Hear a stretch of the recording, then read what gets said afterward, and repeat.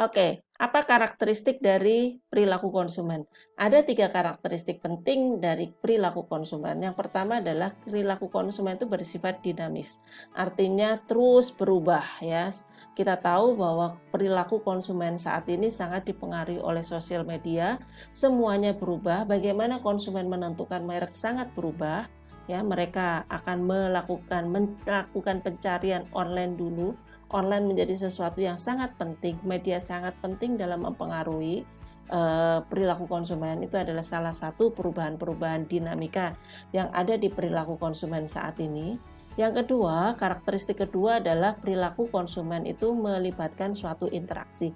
Sungguh pun kita mempelajari perilaku konsumen sebagai individual, tetapi perilaku atau sikap konsumen terhadap suatu produk, suatu merek itu sangat dipengaruhi oleh interaksi dia terhadap reference grupnya, terhadap keluarganya, budayanya, hal-hal yang di luar individual consumer sangat mempengaruhi dari perilaku konsumen.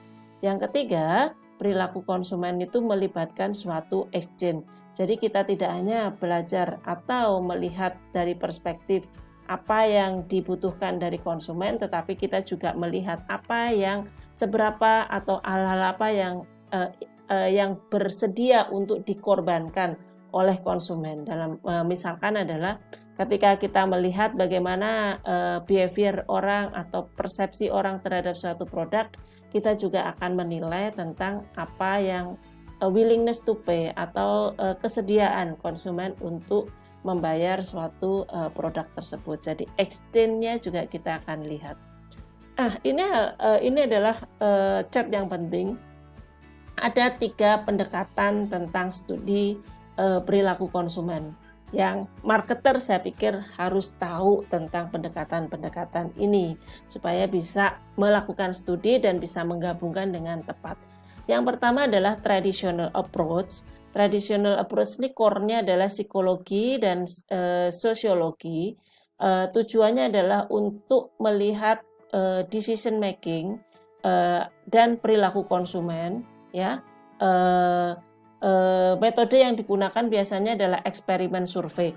Misalkan studi ini ingin melihat bagaimana ibu mempersiapkan sarapan buat keluarganya gitu ya, hal-hal apa, produk-produk apa ya yang biasa digunakan dan mengapa gitu ya ibu menggunakan produk-produk tersebut.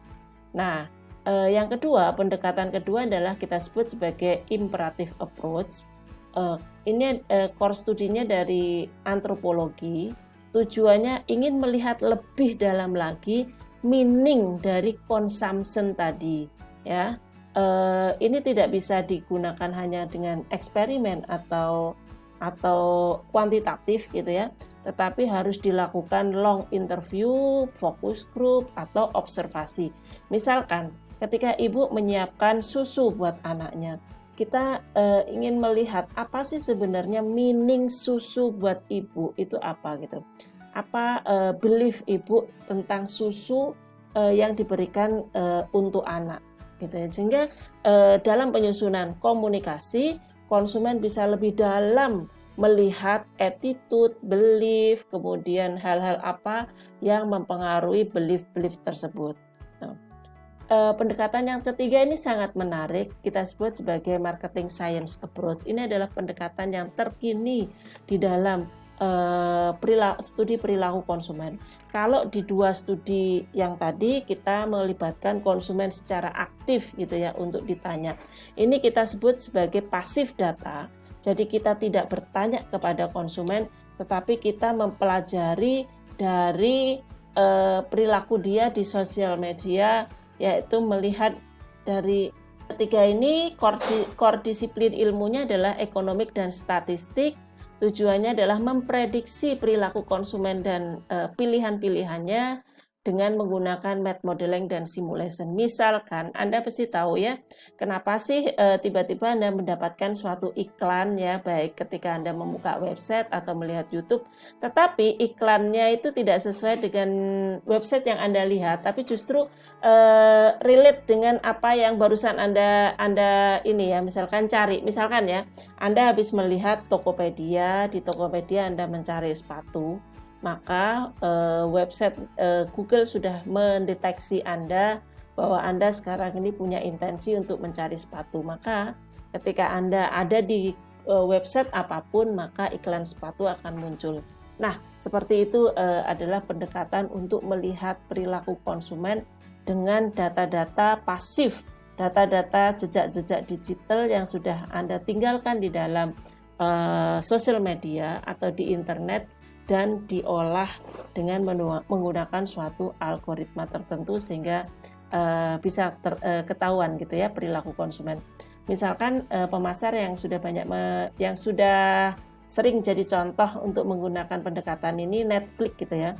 Netflix ketika Anda misalkan sudah menonton 3 film, maka Netflix sudah cukup punya data Anda itu karakteristiknya seperti apa ya. Tentu saja digabungkan dengan data-data demografik yang sudah Anda masukkan ya, usia, kemudian jenis kelamin, tempat tinggal dan lain-lain, sehingga Netflix bisa memberikan suggestion film-film apa yang paling Anda sukai. Nah, itu adalah studi terkini tentang perilaku konsumen.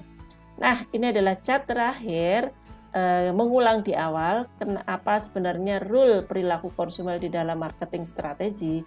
Perilaku konsumen bisa memberikan jawaban terhadap pertanyaan-pertanyaan urgent atau pertanyaan-pertanyaan penting di dalam penyusunan marketing strategi. Misalkan ketika kita ingin menyusun target market, kita bertanya siapa sebenarnya yang paling tepat, bagaimana profil dari target market kita.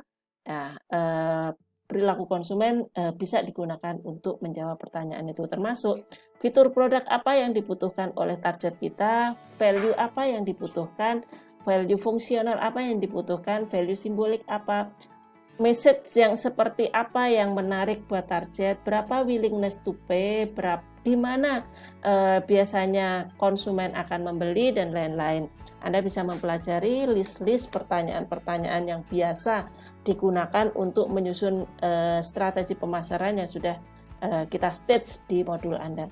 Terima kasih sudah berinteraksi, mempelajari materi-materi di minggu pertama ini. Sampai ketemu untuk minggu kedua, dikerjakan tugasnya, dan saya mengharapkan Anda sangat aktif di forum yang sudah kita siapkan. Terima kasih.